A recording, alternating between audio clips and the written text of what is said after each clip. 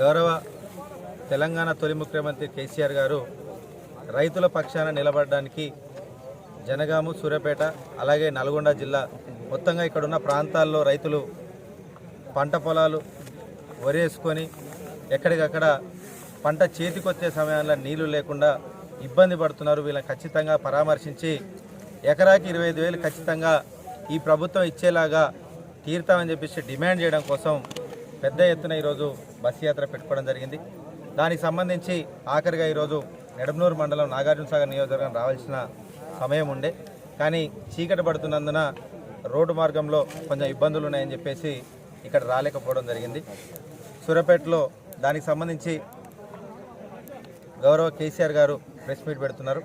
ఖచ్చితంగా తెలంగాణ వ్యాప్తంగా ఈరోజు రైతులు ఎవరెవరైతే గడిచిన తెలంగాణ సాధించుకున్న దగ్గర నుంచి నేటి వరకు సస్యశ్యామలంగా ఉన్నటువంటి పంట పొలాలు, సంతోషంగా ఉన్నటువంటి రైతులు ఈరోజు కన్నీళ్లు పెట్టుకుంటున్నారు.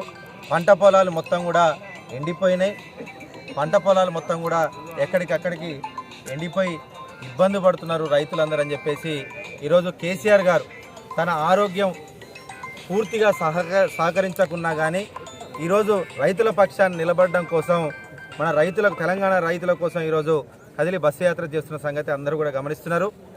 ఆయన ఇంత ఇబ్బంది పడుతున్నా కానీ రైతుల కోసం బస్సు యాత్ర చేస్తున్నాడంటే ఆయన రైతుల పక్షాన ఎంత అపారమైనటువంటి ప్రేమ ఉన్నదో గడిచినటువంటి తెలంగాణ సాధించుకున్న నేటి వరకు మీరు అందరూ చూడొచ్చు.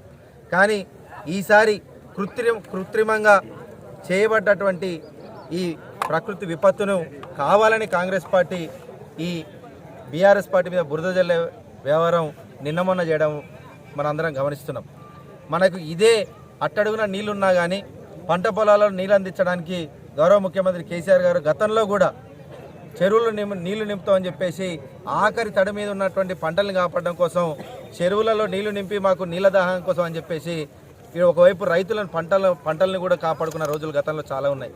ఇట్లా అనేక రకాలుగా ఎప్పుడు కూడా రైతులు ఇబ్బంది పడకుండా ఉచిత కరెంట్ ఇవ్వడం, రైతు బంధు ఇవ్వడం, ఎవరైనా రైతులు ఇబ్బంది పడకుండా అన్ని రకాలుగా రైతు బంధు, రైతు బీమా ప్రతి ఒక్కటి దాన్ని అమలు పరుస్తూ రైతులను సంతోషపెడితే వచ్చినటువంటి కాంగ్రెస్ ప్రభుత్వం వచ్చినటువంటి ఈ 100 రోజులలోనే రైతులను ఈ విధంగా ఇబ్బంది పెట్టడం, కరెంట్ ఇవ్వకుండా, ఒకవైపు నీళ్లు విడుదల చేయకుండా ఈ రకంగా నష్టం చేసి కనీసం నష్టపోయిన రైతుల కోసం ఒక నష్టపరిహారంగా ఈరోజు ఒక 25,000 తక్కువ వాళ్ళు ఇవ్వాలన్న ఆలోచన కూడా వాళ్ళకి రాకపోవడం అనేది నిజంగా చాలా దురదృష్టకరం.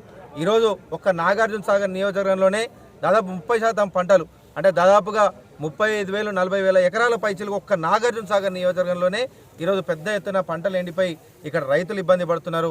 ఖచ్చితంగా వీళ్ళందరికీ మా బీఆర్ఎస్ పార్టీ పక్షాన మేమందరం కూడా ఎకరాకి 25,000 డిమాండ్ ఖచ్చితంగా చేస్తున్నాం. దీంతోపాటు బత్తాయి తోటలు ఎక్కడికక్కడ ఎండిపోయే పరిస్థితులు ఉన్నాయి. రేపో మాపో ఇంకా 2-3 నెలలు అయితే ఈ బత్తాయి తోటలు కూడా మొత్తం ఎండిపోతాయి.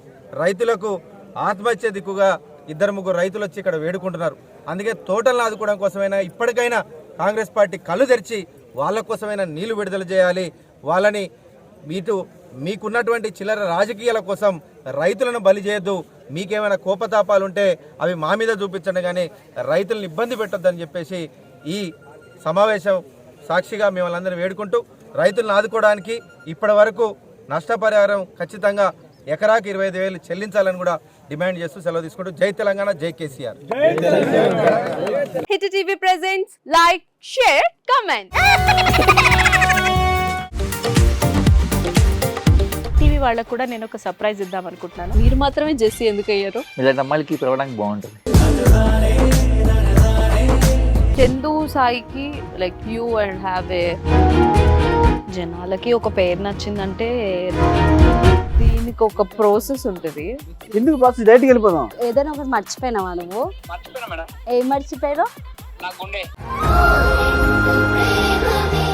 ఏదో ఆ టైంకి మన సుడి బాగుంటే ఎవరన్నా చూపిస్తే రాయగలం, కానీ డోర్ టు డోర్ సేల్స్ చేసేవాళ్ళు. శారీ వస్తుంది, శారీలో వెనకాల కట్టుకుని